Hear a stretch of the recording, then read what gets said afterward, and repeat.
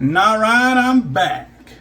We got a little collaboration beer here. We got Grains of Wrath in collaboration with Holy Mountain. This one's called Blessings of the Highest Order. West Coast IPA. Got a nice like black and gold label here. Got some sort of Jabba the Hutt type character there with a chalice in his hand. Something like that. Cool label. Grains of Wrath from Camas, Washington. Holy Mountain from Seattle, Washington. Love them both. Like two fantastic breweries. This should be a good one. Let's see if they give us anything on the side here. From Sacred Peaks to Scorched Earth comes a collaboration with our friends at Holy Mountain Brewing Company. A West Coast India Pale Ale with hop-derived notes of dank pine, zesty citrus, tropical fruit, and lupulin nectar. Brewed in pursuit of balance, clarity, and unrelenting hop expression. So there's that. I'm actually not going to crack this one because my work got a keg of it and I brought home a growler. So I already got it poured here. We got this nice kind of typical West Coast IPA golden color. It was a growler, so I'm not really going to judge the head. It's almost non-existent, but rest assured there was some head. Let's give it a smell. Definitely get some of that citrus off the top, kind of citrus pith, more peel more than the fruit sweetness. So here we go.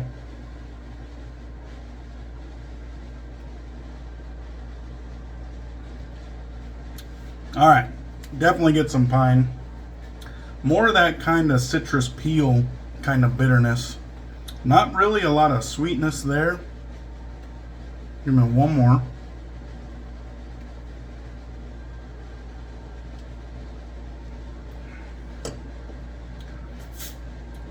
Yeah, about like a medium to medium high bitterness. But I think that's about it. Not bad. Honestly, I would expect a little bit better from those two. But they can't all be winners. Alright, let's get into it. You guys saw the thumbnail, so you know what I'm using.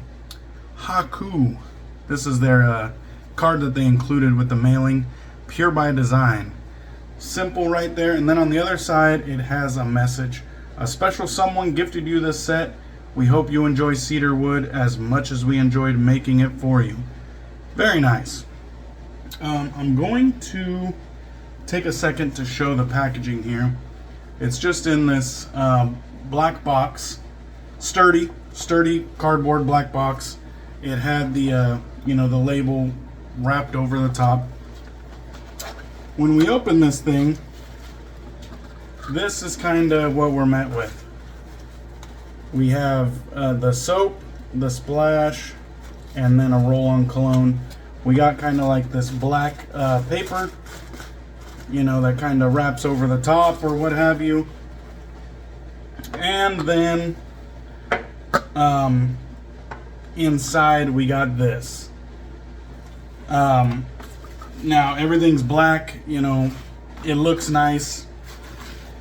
All of that. It does look nice. That's where it is. I've been seeing a lot of people praising the packaging, and that might get it done for some things, but it's not quite enough. If you intend for your products to arrive in pristine condition. Now, these are in tins. The soap is anyways. The soap is in a black tin, which I'm not one of those guys. I don't care about if it's in a jank-ass tin, or if it's in a plastic jar, or if it's in a glass jar. I'm not one of those guys, and I really don't want to spend too much time on this. The tin arrived in pristine condition. No dings. Like, it arrived in good condition. Couple, little scuffs maybe, but no dings. No dents. As well as the roll-on cologne. Nice little form factor here. I like it. I believe this is a glass bottle with a plastic top.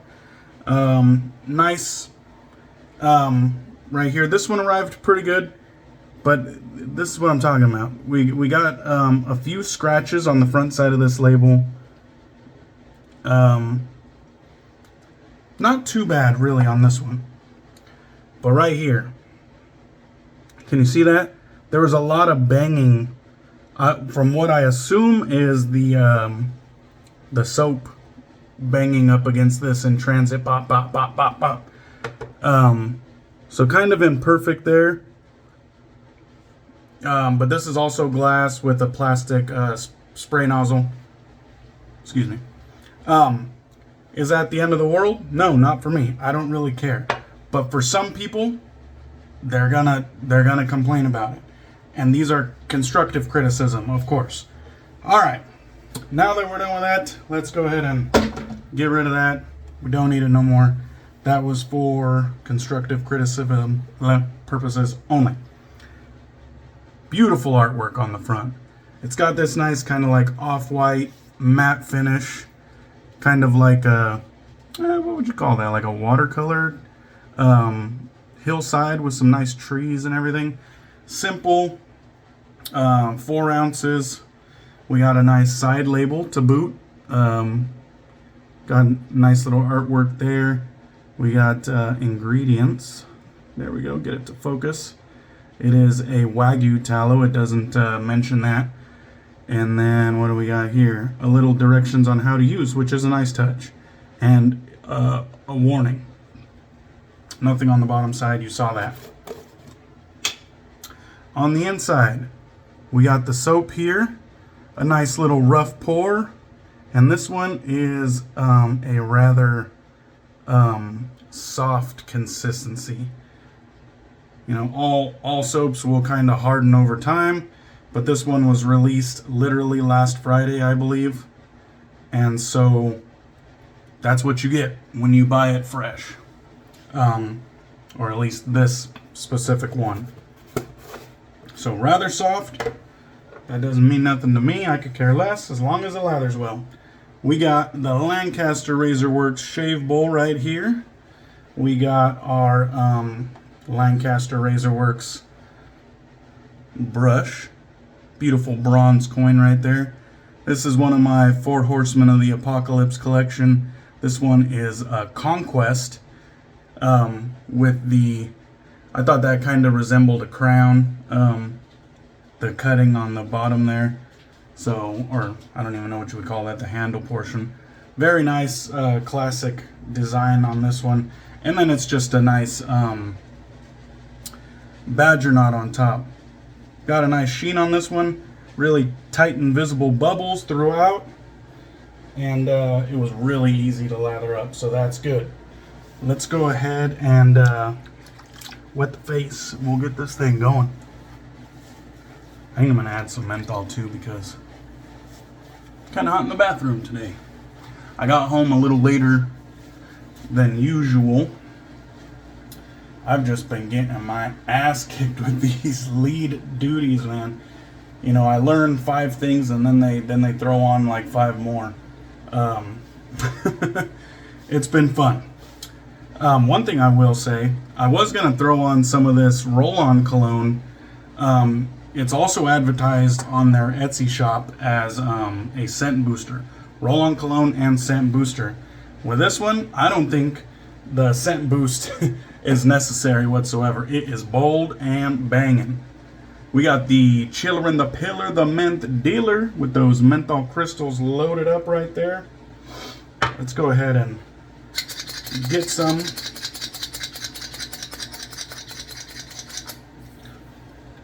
Not gonna go crazy with it today. We just want to touch. And with the talk about the packaging, I think we're running a little bit behind. Now I have at least a week's growth. I just got back from the music festival that I spent like 4 days at, and I've had about 5 days off or whatever the hell.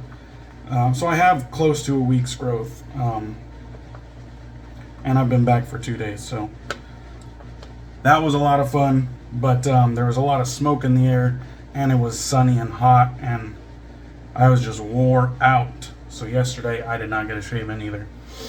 Alright, That being said, what do you do when you have a lot of growth that needs to get mowed down? You know, a week's worth or more. When you have just a lot of growth, what do you reach for? That's right, a Schick Injector. I know you guys, a lot of people out there complain that, you know, Schick Injectors, single edge and everything, that they'll gum up and that you can't get her done when you have a lot of growth, that Schick Injectors are daily shavers and other bullshit lies like that. Wrong.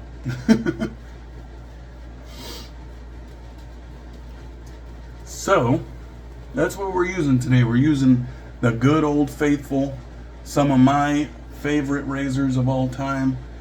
A nice vintage Schick Injector. Vintage Schick Eversharp Injector. Alright.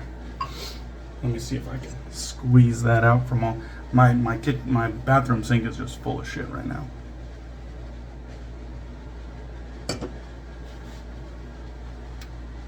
So there's that beauty right there. Really good condition, this one. Has the same kind of off-white as the soap label, so we got real matchy too. You can tell because of the rounded sides.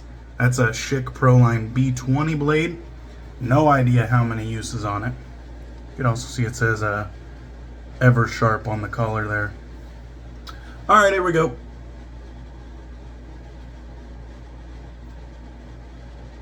Very intuitive, these old injectors.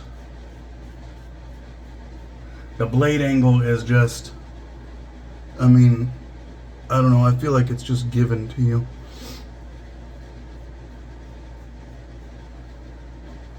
Make sure I get that line just right. Have that nice thick lather right there, you know. Gotta make sure we can see what we're doing.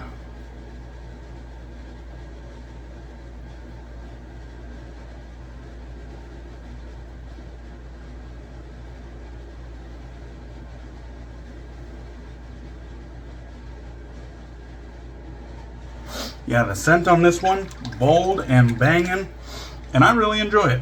I did wear the roll-on cologne today to work. I just put a little bit on each arm, and since I was wearing a collared shirt, I kind of hit like right below the ear. I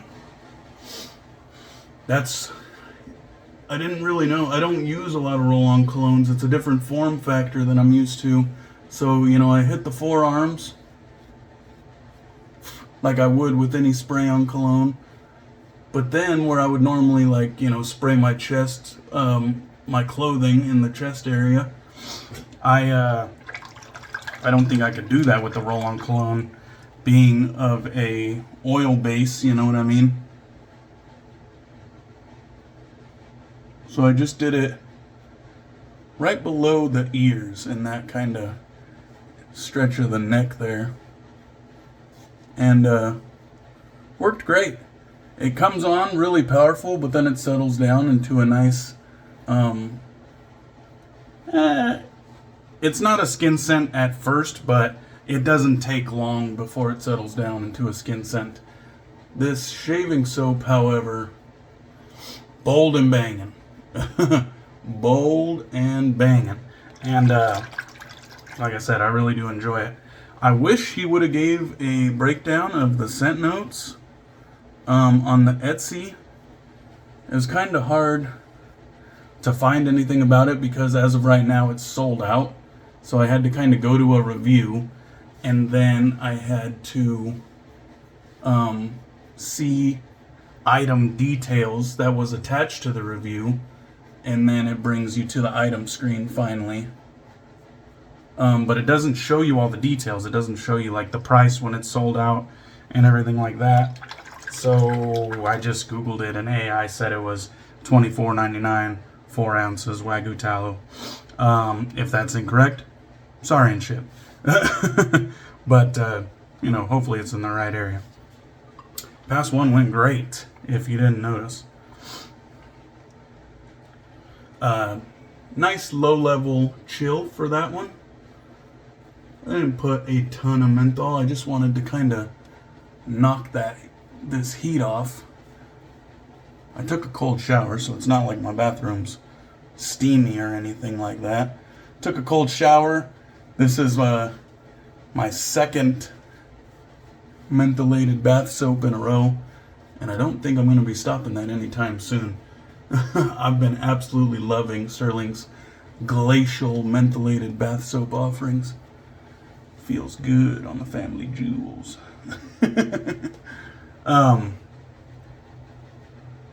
So yeah, real easy to lather up, ease of use, great.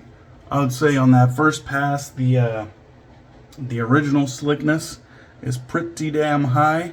The residual slickness, I think, is a notch below the original slickness, but still gets the job done, no doubt.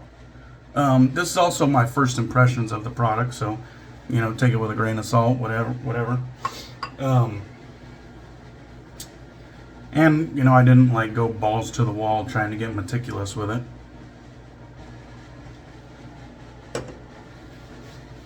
I just lathered up like I've had this product for years.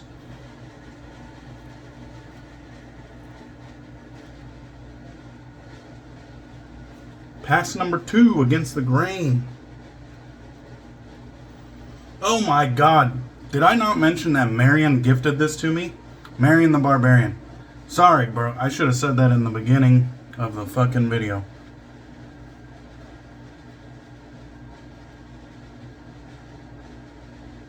Marion has been like on a generational run of generosity towards me. You know, I've met a lot of generous people in this wet shaving community over the years.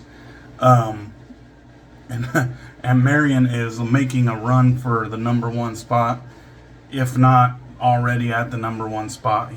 Since I've came back from my hiatus, I don't know how many things that he has sent me, and I appreciate every single one of them. What a good fucking guy. And I'm not just saying that because I'm getting free shit. He's been my friend throughout this. He's you know, one that I consider part of my class of wet shavers, from the time where I kind of started on YouTube anyways. I don't really know his whole history, or at least I don't got it memorized. That right there was a blemish, so I just knocked the head off of it. Nothing really you could do about that unless you want to just avoid it altogether, but I wasn't going to do that. I'm knocking that sucker right off. Very nice. Go ahead and get this over here. Pull up the beard so I can see what the hell I'm doing.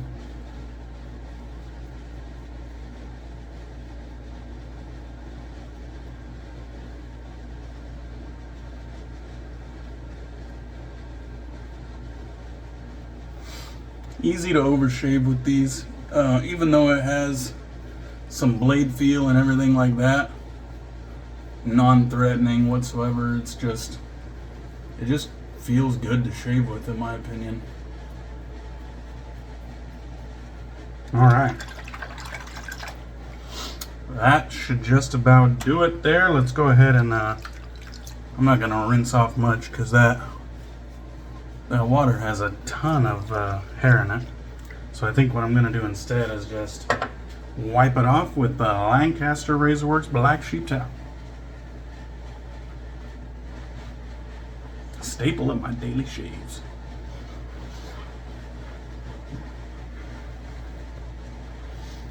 Yeah, the scent notes on this one weren't really described in the description that I saw.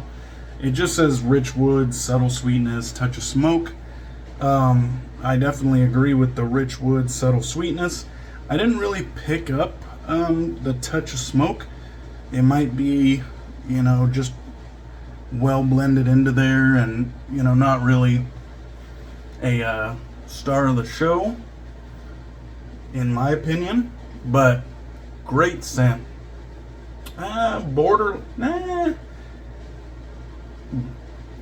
well, it's a cologne. So, not sexy, manly. It's a little bit more, it's, you know, it's a little bit more than just a candle scent. I would say it's like a high-end candle scent. I enjoy this one quite a bit.